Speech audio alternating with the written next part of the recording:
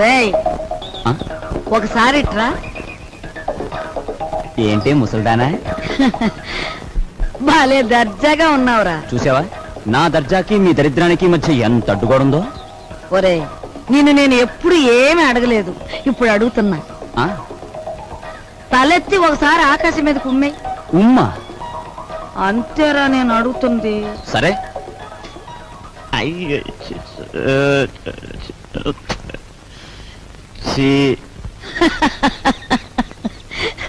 ఒరే ఆకాశం మీద ఉమ్మేయడానికి ప్రయత్నిస్తే అది ఆకాశం మీద పడదు సరికదా, తిరిగి వచ్చి నీ ముఖానే పడుతుందని తెలుసుకో.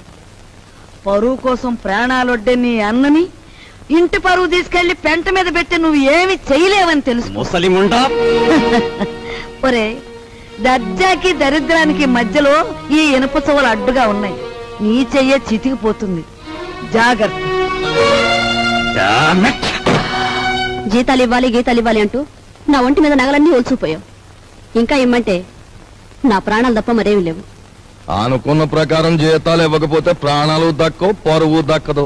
లక్షల బీరువాలో వచ్చేయాలంటే ఏలు పెట్టాలి మరి. ఇదిగో లేకపోతే మీరు రాజులాగా సైకిల్ పందెం అన్న దొక్కు. 8,000 వస్తాయి. 8,000.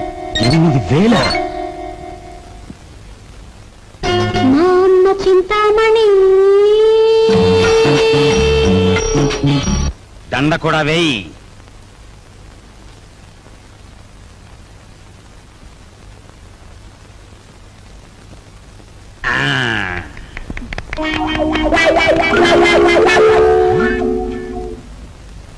ఏమండి జనం ఎవరు లేరండి? గొప్ప గొప్ప సినిమాలు మెల్లిమెల్లిగా పికపోతాయి, ముందు జనం రారు. మనకి అంతే. నీకెందుకు, నేను తొక్కుతాగా.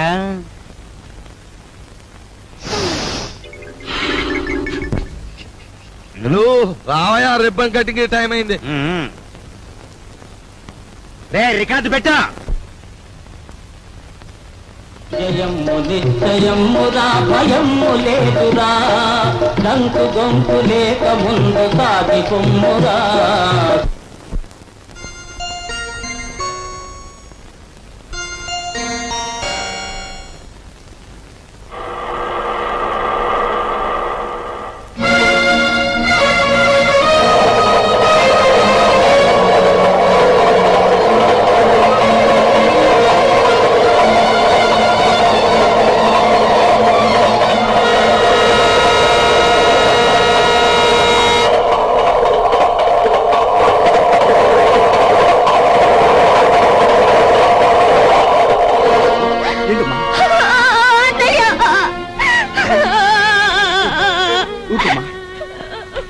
ఏం జరిగింది? ఇన్నాళ్ళు ఎక్కడున్నావు? ఆ రోజు నేను ఇంట్లోంచి వెళ్ళిపోయాక పెళ్లి చూపులకు వచ్చిన జయదేవని కలిశాను. మీ ఇద్దరం కలవడానికి వీలు లేదని వాళ్ళ నాన్న శాసించారు. అందుకని మీ ఇద్దరం గుడిలోకి వెళ్ళి పెళ్లి చేసుకున్నాం. ఇప్పుడు వాళ్ళ నాన్న జయదేవికి వేరే పెళ్లి చేయాలని చూస్తున్నాడు. వేరే పెళ్లి చేయాలని చూస్తున్నాడు.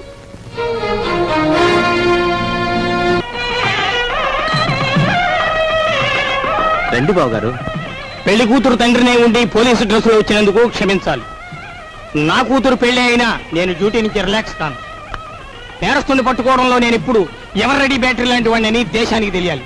That's why this dress. ఏ డ్రెస్ లో ఉన్నా మీరు నా కాబోయే వియ్యంకులు, అది నా సంతోషం. మీకు సంతోషం అయితే మాకు సంతోషమే.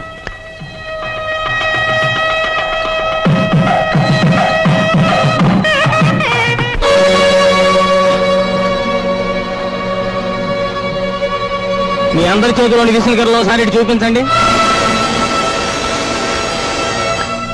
బావగారు వీడొట్టి దగాకోరు, వీడిని నమ్మద్దు. ఏవో దొంగ ఫోటోలు వచ్చేసి నన్ను అల్లరి చెయ్యాలని. బాబు మీలాంటి వాళ్ళందరూ చేరి వాడిని దగాకోరుగాను దగులుబాజీగాను తయారు చేస్తున్నారు.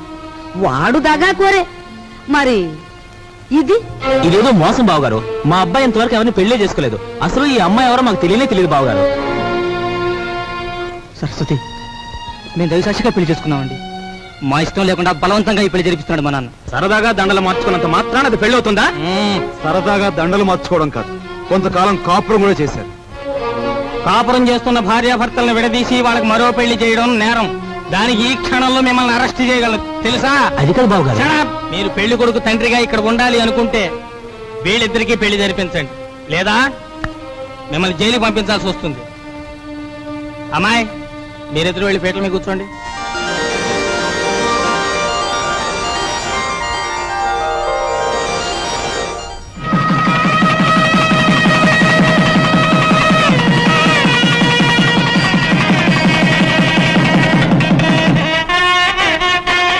ఒరే నాయన బాబు, ఇదంతా నీ గొప్పతనం రా. మన వంశ గౌరవాన్ని నిలబెట్టావురా బాబు. మీ అభిమానానికి కృతజ్ఞుని. నా డ్యూటీ మాత్రం నేను చేశాను. నువ్వెంత మంచివాడు బాబు.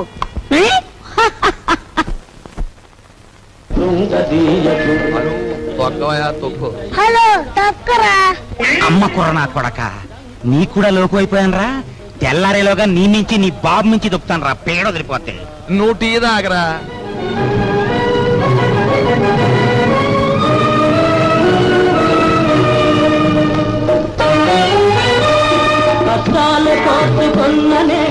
సావిత్రి, నీ మొగుడికి నిద్రమత్తు పోయి హుషారుగా సైకిల్ దొక్కి పందెం గెలవాలి అంటే ఒకే ఒక పద్ధతి ఉంది. నేను చెప్పినట్టు వింటావా? ఏమిటో చెప్పండి, చేస్తాను. ఏం లేదు, సాచి లెంపకే కొట్టి.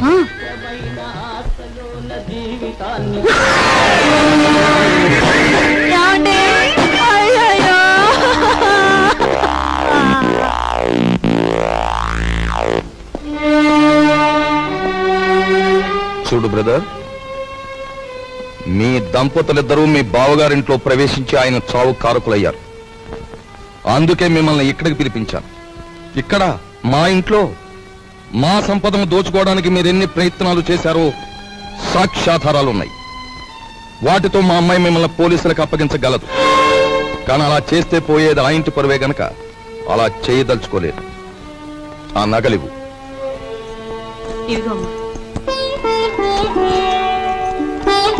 అదిగో మీ ట్రంక్ పెట్టి. ఆ పెట్టెలో ఈ ఇంటికి సంబంధించిన వస్తువులు ఎన్నున్నాయో మాకు బాగా తెలుసు. ఇక నుంచే నాకు గౌరవంగా బ్రతకడం నేర్చుకోండి. అలాగే సార్, మా దారిని మేము వెళ్ళిపోతాం. బ్రతికినంత కాలం మిమ్మల్ని తలుచుకుంటూ బుద్ధిగా బతుకుతాం. మాకు సెలవు ఇప్పించండి. వెళ్ళండి. పదవే.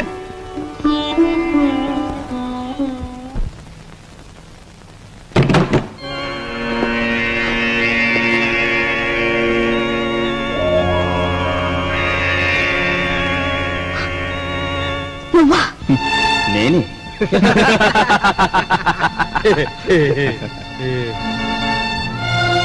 ఆయన చావు బతుకుల్లో ఉన్నారు. తెలిసిన వాడివి, నాకు సాయించే. దయచేసి వెళ్ళిపో.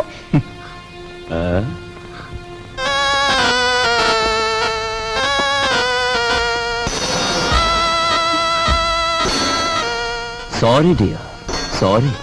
నాది ఎన్నాళ్ళ కోరికో. గురుదక్షిణ.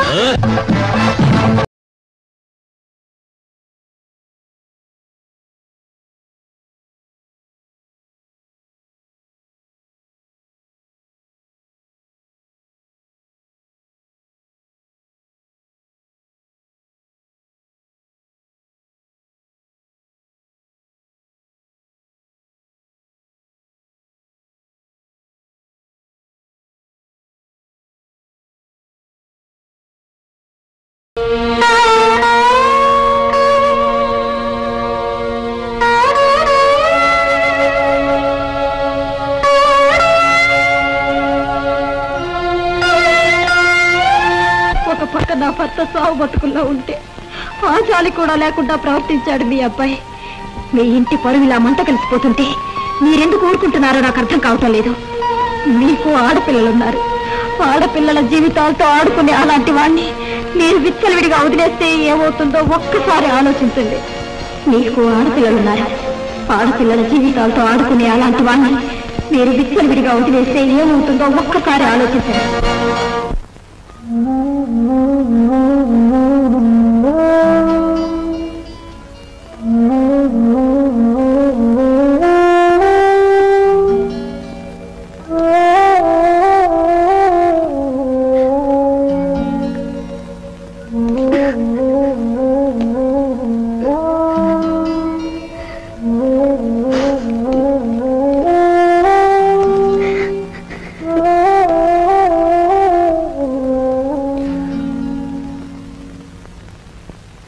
చూడమ్మా, ఈ క్యారేజీ మా చిన్నబాబుకిచ్చి నీకు ఇష్టమని మీ అమ్మాయి స్వయంగా తయారు చేసింది. ఒక్కటి కూడా వదలకుండా తినమని చెప్పు. తమ్ముడు క్యారేజ్ నేను తీసుకెళ్తాను, నువ్వు పద. ఏమ్మా, ఇన్ని వండి తమ్ముడికే పంపిస్తున్నావు, ఏ మేము తినకూడదా? అది కాదు బాబు, అది నాకు తెలుసమ్మా, నాన్నగారు చనిపోయిన దగ్గర నుంచి ఏనాడు పిండి వంటలు చేయను నువ్వు. ఈ వేళ ఇంత శ్రమపడి ఇన్ని వండావంటే ఇదేమిటో ఊహించగలను.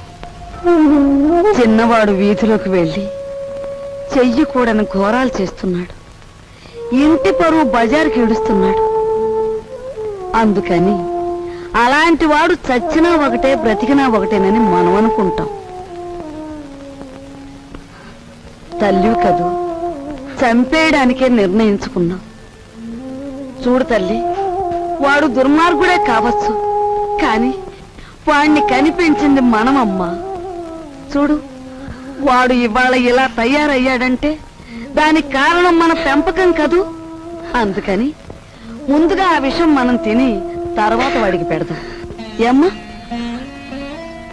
పరువే తన ప్రాణంగా భావించిన మీ అబ్బాయి లాంటి ఉత్తముడికి భారీగా బ్రతికి నేను పరమనీచుడిగా తయారైన మీ మనవుడు చేసే ఘోరాలు భరించలేక వాడిని చంపి నేను చావాలనుకున్నాను. అమ్మా, మన ఇంటి సమస్య మన చావులతో పరిష్కారం కాదు. తమ్ముడిని మార్చడానికి నేను ఉపాయం ఆలోచించాను.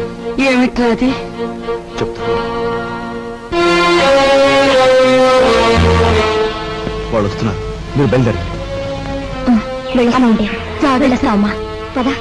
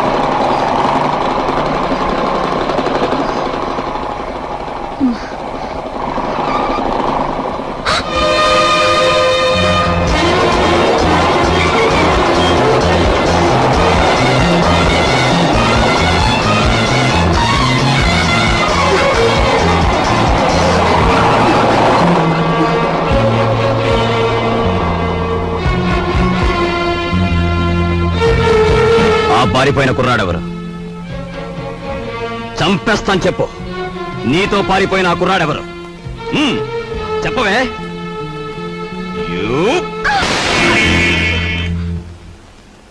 ఆ సంగతి అడగటానికి నువ్వెవరు? ఎవరన్నా? సమాధానం చెప్పకపోతే పళ్ళు రాలగొడతాను. అప్పుడు తెలుస్తుంది నేనెవరినో. చెప్పు, నీతో చేయి కలిపిన ఆ కుర్రాడెవరు? ఏమిటి, నా మీదేదో అధికారం పెద్దరికే ఉన్నట్టు అలా దబాయించి అడుగుతున్నావు? నీకు సమాధానం చెప్పాల్సిన అవసరం నాకు లేదు. ఎందుకు లేదు? నేను నీ అన్నయ్యని. అన్న, అక్క, చెల్లెలు ఇలాంటి వరసలంటే నాకు అసహ్యం. అధికారం చలాయించేందుకు పెట్టుకున్న వరసలవి. మర్యాదగా వెళ్ళు, లేకపోతే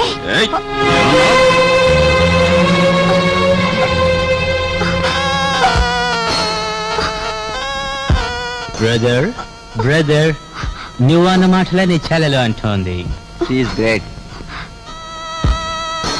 వదిలే అమ్మ, వదిలే.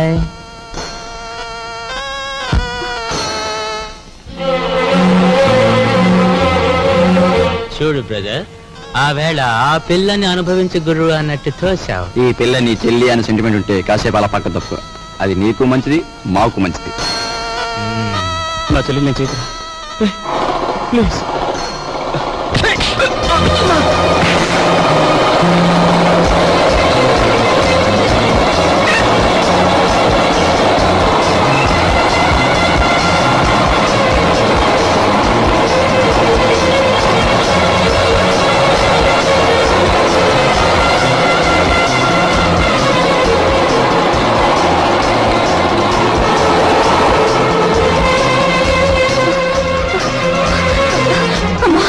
ఏమ్మా?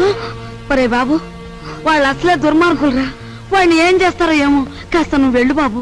నాయనమ్మ, వేడిగా ఉన్నప్పుడు బొగ్గును పట్టుకుంటే చేయి కాలుతుంది, ఆరిపోయాక పట్టుకుంటే మసి అవుతుంది. అలాగే ఆ దుర్మార్గులతో స్నేహమైనా శత్రుత్వమైనా ఎంత ప్రమాదకరమో వాడికి అర్థం కావాలి.